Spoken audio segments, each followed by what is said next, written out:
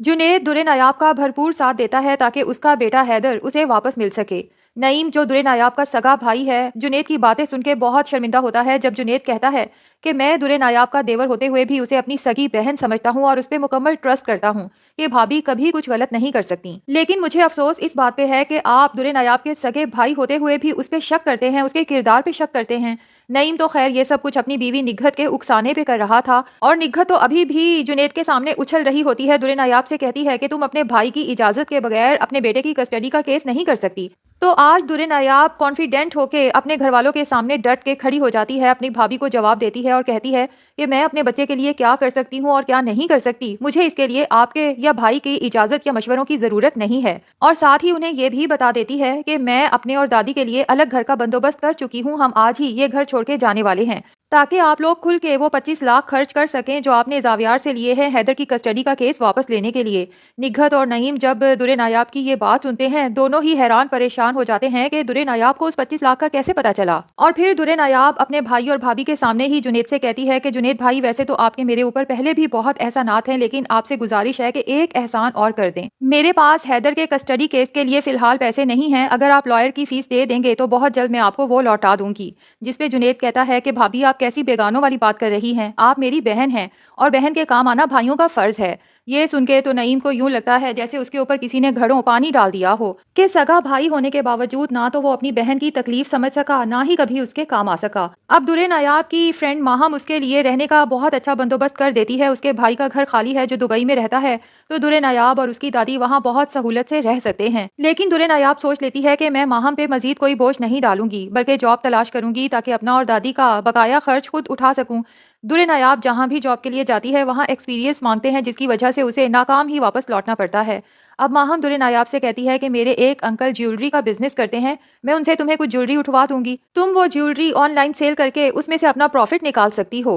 दूसरी तरफ निगार जो बहुत परेशान है कि पता नहीं उसके घर को किसकी नजर खा गई। एक बेटा घर से वैसे ही दूर है और जो घर में है वो भी हर वक्त उदास परेशान नजर आता है। निगार गजनफर से कहती है कि मुझे तो तानिया पर हैरत होती है, ये तो वो तानिया ही नहीं लगती जो जावियार से एंगेजमेंट से पहले थी। और हम तो तानिया की शादी जावियार से इसलिए करना चाहते थे कि तानिया हैदर को माँ बन के पालेगी, लेकिन तानिया ने तो एंगेजमेंट के बाद एक दिन भी हैदर का ध्यान नहीं रखा। वो बेचारा सारा सारा दिन सर्वेंट क्वार्टर में जमीला के हवाले रहता है, पहले से बहुत कमजोर हो गया है। गजनफर कहता है मैंने तो इसीलिए तानिया और जावियार की एंगेजमेंट जल्दी कर दी थी ताकि दोनों एक दूसरे के साथ वक्त गुजारेंगे तो आपस में अंडरस्टैंडिंग भी डेवलप हो जाएगी। जबकि तानिया ने तो जावियार का जीना हराम कर रखा है, उसकी वही एक रट है कि दुर्रे नायाब को तलाक क्यों नहीं दे रहे। जावियार तानिया को कहता है कि मैंने तुम्हें एंगेजमेंट से पहले ही ये बात बता दी थी कि मैं दुर्रे नायाब को कभी तलाक नहीं दूंगा।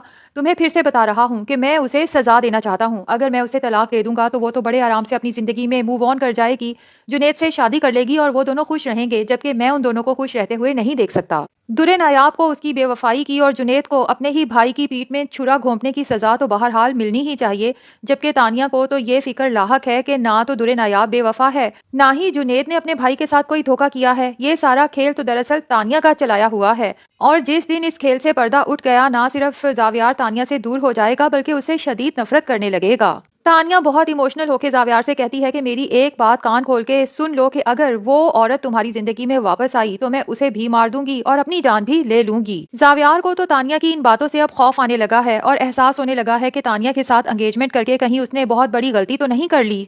दूसरी तरफ दुर्रे नायाब और जुनैद चूंकि हैदर की कस्टडी का केस कर चुके हैं, जब वकील से पूछते हैं कि केस फर्दर क्या प्रोसेस कर रहा है तो वकील बताता है कि मुखालिफ पार्टी की तरफ से बच्चे की मां पर बहुत ज्यादा इल्जामात लगाए गए हैं, जिसपे दुर्रे नायाब बहुत परेशान हो जाती है कि कैसे इल्जामात वकील साहब। तो वकील बताता है चोरी, बदकारी और पागलपन के दौरे पड़ना। दुर्रे नायाब तो ये सुन के बहुत ज्यादा परेशान हो जाती है कि क्या वो अपने बेटे को कभी भी वापस हासिल नहीं कर सकेगी, जबकि जुनैद उसे तसल्ली देता है कि आपको परेशान होने की जरूरत नहीं, अल्लाह पर भरोसा रखें, अल्लाह हमेशा सच का साथ देगा। लॉयर से उठ के जाते हैं तो जुनैद और दुर्रे नायाब चाय पीने के लिए एक ओपन कैफे पे बैठ जाते हैं, जहां जुनैद दुर्रे नायाब को मजीद समझाता है कि आपने फिक्र बिल्कुल नहीं करनी, क्योंकि ये बहुत अच्छा लॉयर है, देख लीजिएगा आपके सारे मसले हल हो जाएंगे। दुर्रे नायाब जो अपने ऊपर लगाए गए इल्जामात को सुन के काफी परेशान थी, बहरहाल जुनैद की हौसला अफजा बातें सुनने के बाद काफी पुरसकून हो जाती है। अब उधर जावियार जो अपने ऑफिस के लिए निकला था, ट्रैफिक सिग्नल पे रुकता है तो उसकी नजर साइड पे बैठे नायाब और जुनैद पे पड़ती है।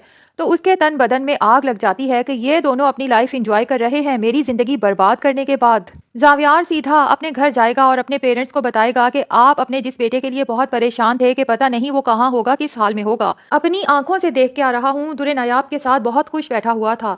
क्या अब भी वो यही कहेगा कि उसका दुरे नायाब के साथ कोई चक्कर नहीं है? और वो दुरे नायाब जो मुझे बहुत मासूम नजर आती थी और मेरे दिल में फिर भी एहसास होता था कि कहीं हैदर से दूर करके मैंने एक माँ के साथ बुरा तो नहीं किया, उसे देखकर तो लग ही नहीं रहा था कि उसे अपने बेटे की कोई परवाह है, कि वो अकेला है। अब जावियार को क्या पता कि दुरे नायाब और जुनेद तो हैदर की कस्टडी केस के लिए ही एक साथ बैठे थे।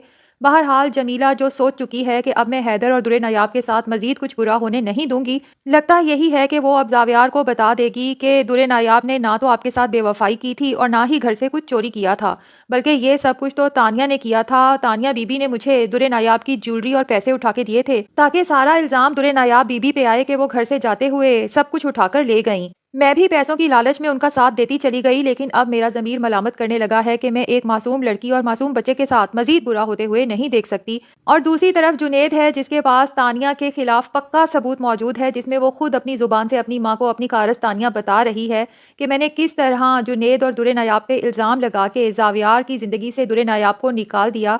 तो जुनेद वो वीडियो आखिर जावियार और अपने पेरेंट्स को क्यों नहीं भेज रहा, और अगर वो वीडियो जावियार और अपने पेरेंट्स को दिखानी ही नहीं थी तो उसको बनाने का क्या मकसद था?